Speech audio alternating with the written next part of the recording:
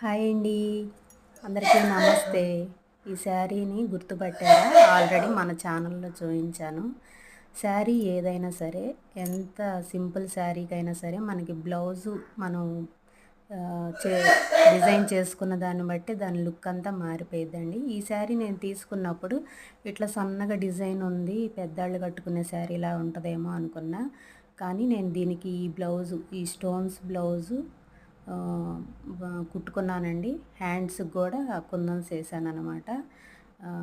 శారీ లుక్కే మారిపోయిందండి. ఎప్పుడైనా సరే టైలర్స్కి ఏ శారీకి ఏ బ్లౌజు ఎలా సెట్ చేసుకుంటే లుక్ వస్తుంది అనేది ఖచ్చితంగా తెలియాలి.